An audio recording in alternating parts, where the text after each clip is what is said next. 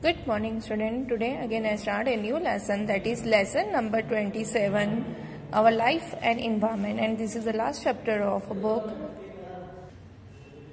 Man has been interacting with nature since ancient time. In earlier time, man's needs were limited. अगर हम पहले बात करें तो हमारी जरूरतें कम थी. Therefore he used natural resources. जो भी natural resources उसी को यूज करते थे. Water, land, air and vegetation very judiciously. Due to industrial revolution and change in the living style, men started misusing and exploiting nature, which has resulted in creating an imbalance in the environment. This imbalance has resulted in endangering the life of man and of all living organisms. Man can restore the balance in environment by limiting his needs and controlling pollution. अब main जो है जितना भी use कर रहा है उसे balance तरीके से यूज नहीं कर रहा है और इन्वायरमेंट को पॉल्यूट करे जा रहा है. उसकी नीड्स को वो लिमिट भी नहीं कर रहा है.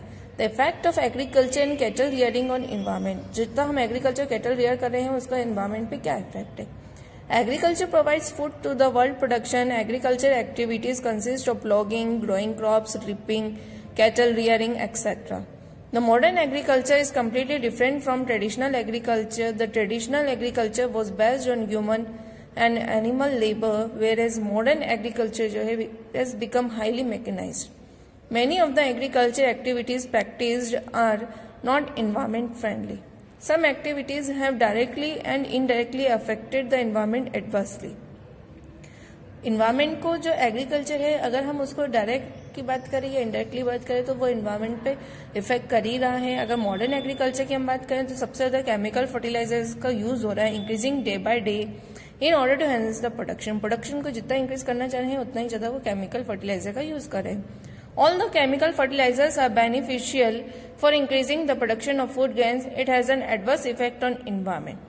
उसका उल्टा असर किस पे जा रहा है? environment में.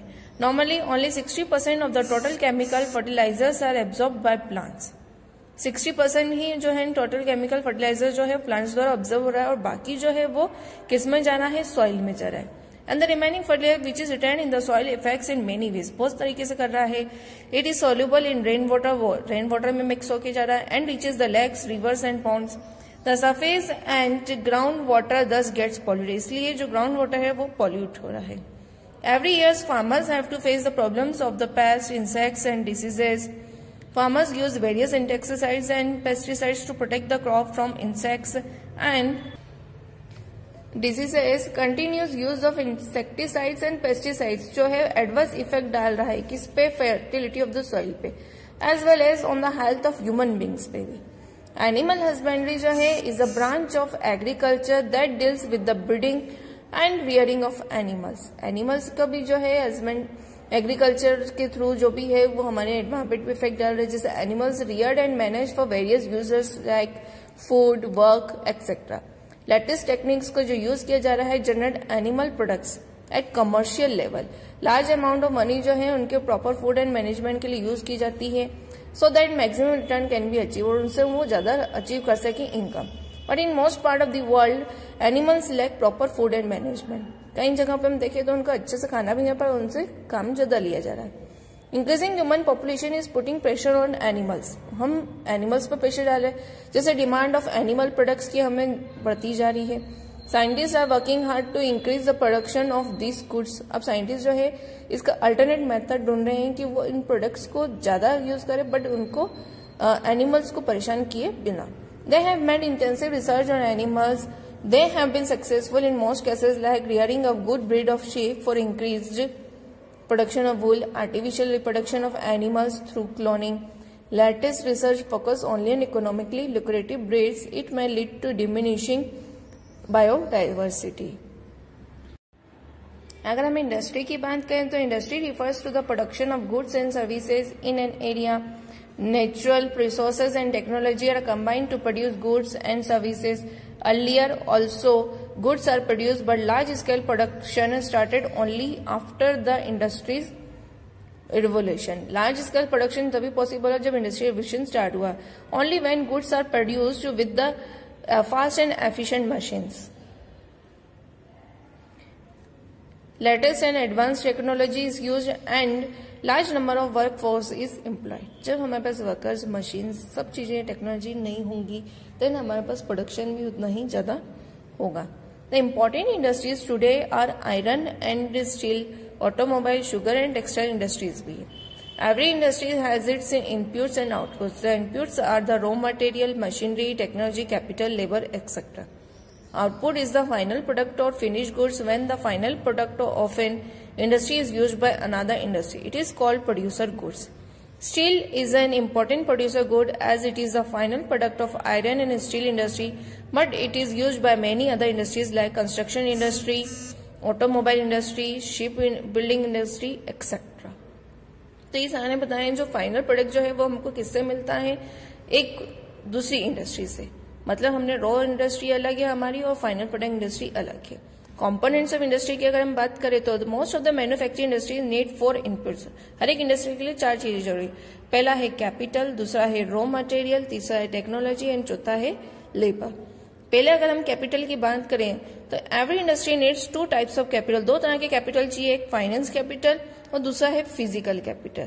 Physical capital is building, machinery etcetera and the finance and capital is obtained और बोरोड फ्रॉम बैंक्स और अदर इंस्टीट्यूशंस। कैपिटल मतलब मनी से रिलेटेड बात करें, फाइनेंशियल पे हमें कंडीशन अच्छी होगी तो ही हम किसी इंडस्ट्री को बिल्ड कर जाएंगे जिसके कैपिटल में इंक्लूड है, जैसे बिल्डिंग, मशीनरी, ये सब चीजें आती हैं।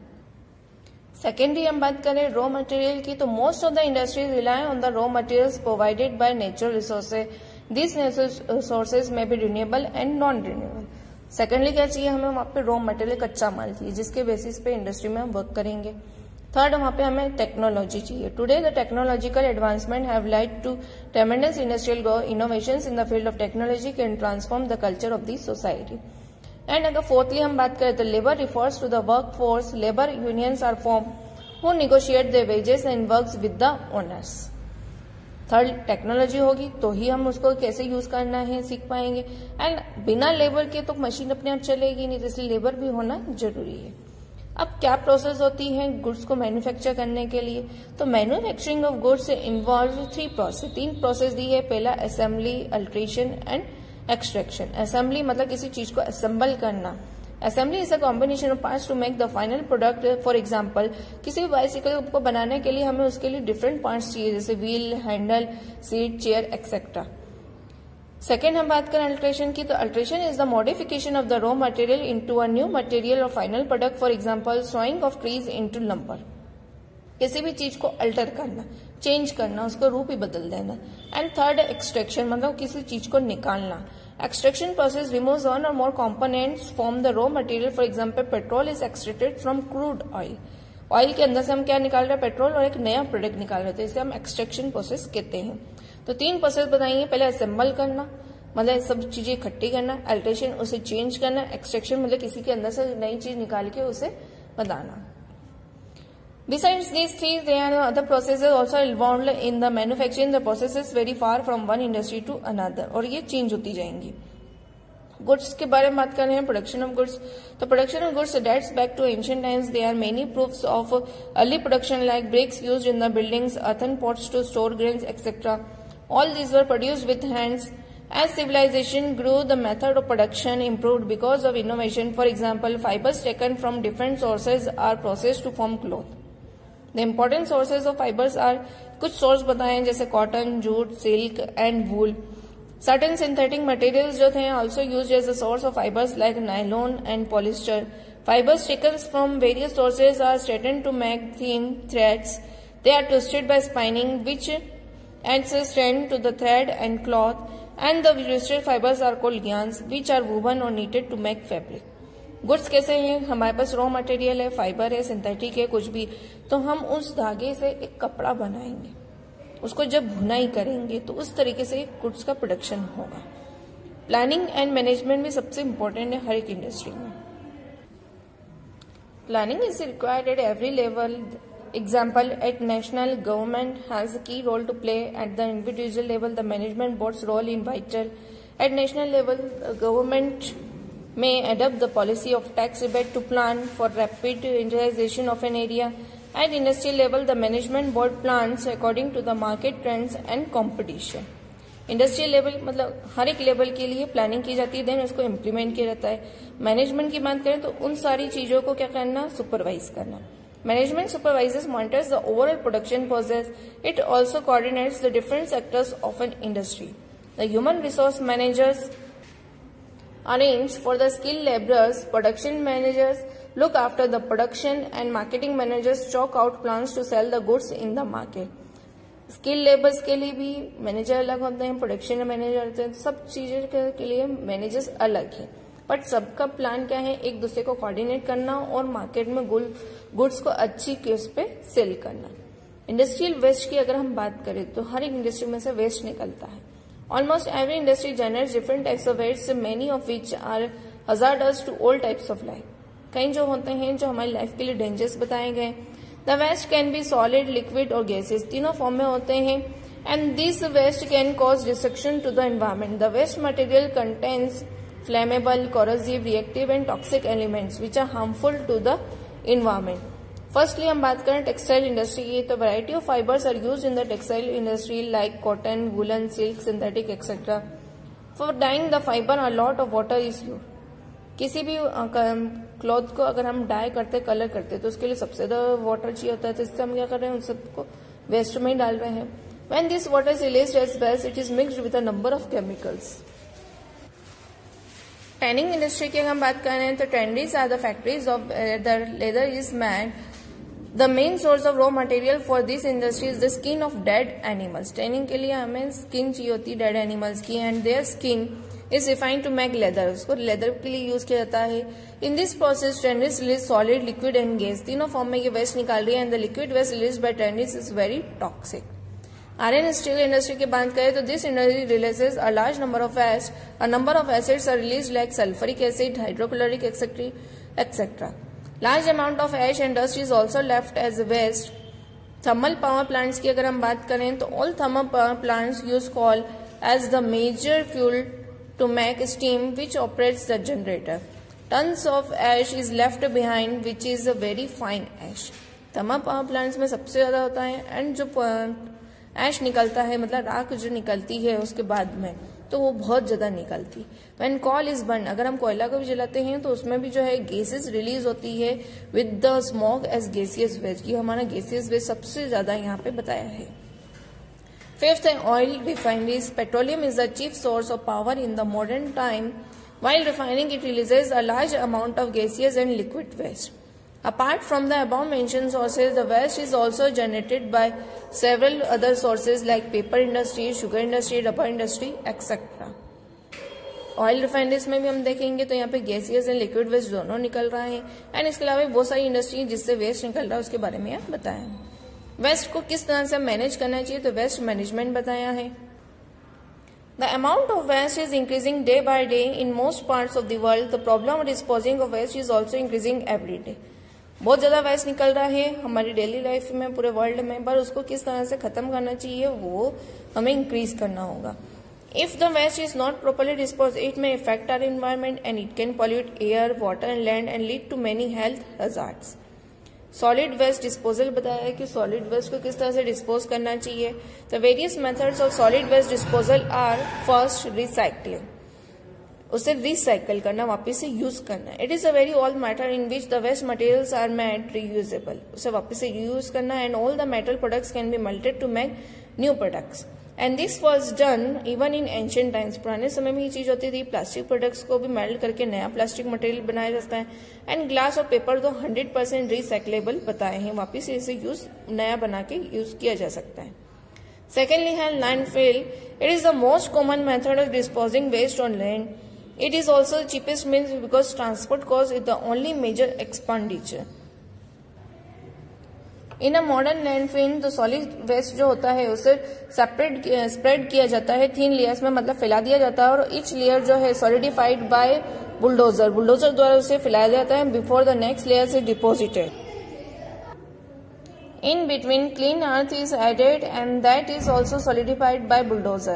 Sites of landfill are so selected that flood water does not reach there. Underground water level should also be low. अब थर्ड जो है composting. Composing is a process of decomposing solid waste to make fertilizers. Composing मतलब किसी चीज decompose करना, उसको धरती के अंदर दबा के और उससे नया एक बनाना। The waste has to be sorted so that only those things are selected that can be decomposed like paper, wood, leaves, etc. Things like plastic, glass cannot be decomposed. इसे हम डिकम्पोज नहीं कर सकते हैं। The waste is layered in such a way that the air can enter easily. Waste को इस तरह से लेयर में मिलाया जाता है अर्थ की कि वो हवा उसके अंदर जा सके। एंड लिटिल वाटर भी उस पर ऐड किया था टू पिल और heap and is covered so that heat and steam can decompose the matter faster. After about 3 weeks it can be use as manure. उसे खाद के रूप में, मैन्योर के रूप में यूज कर सकते हैं। देन इंसिनेटर की अगर हम बात करें तो इंसिनेटर जो है वेस्ट इज बर्न, इस तरह से वेस्ट को बर्न करता है so it reduces in weight and volume. 90% जो वेस्ट है वो रिड्यूस होता है इस मेथड से। And traditional incinerator polluted the air by smoke. पहले जो था पुराना इंसिनेटर उससे क्या होती थी, स्मोक निकलती थी एयर में and ash. But modern incinerators control his pollution with the help of filter bags, precipitators and wet scrubbers. अगर हम बात करें लिक्विड वेस्ट डिस्पोजल की, ये तो सॉलिड वेस्ट डिस्पोजल था, अब लिक्विड को किस तरीके से आप डिस्पोज कर सकते हैं।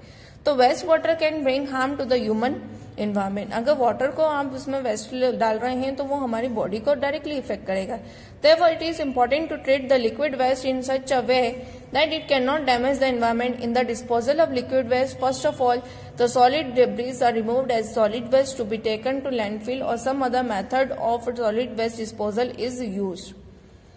उसको इस तरीके से हमें लिक्विड वेस्ट को थ्रो करना चाहिए ताकि वो हमारे दूसरे वाटर एरियाज में ना जाके उसको वेस्टफुल बनाए। इसलिए हमें इसके लिए कुछ ऐसे कलेक्ट एरिया बनाने चाहिए जहाँ पे वो डायरेक्टली जाए और हमारे प्योर वाटर में वो मिक्स ना करें। गैसियस वेस्ट डिस्पोजल की अगर हम बात करें गैस की, तो गैसियस वेस्ट जो है emitted mainly in the form of smoke, smoke के रूप में आता है और इसको रोकना बहुत मुश्किल होता है। This smoke is generated from vehicular traffic and chimneys of factories and it is not easy to dispose the gaseous waste. इसको इजी नहीं है कि हम इसे डिस्पोज कर सके क्योंकि हवा में से हम पकड़ नहीं सकते गैस को, जिससे सॉलिड और लिक्विड वेस्ट में हम कर रहे थे। तो women gaseous waste is generated immediately mixes with the air. जैसे ही वो गैस निकलेगी वो हवा में मिक्स हो जाएगी। However, we can try to minimize the generation of gaseous waste. Ways to minimize its generation and proper disposal are tall smoke stacks. Some stacks should be high.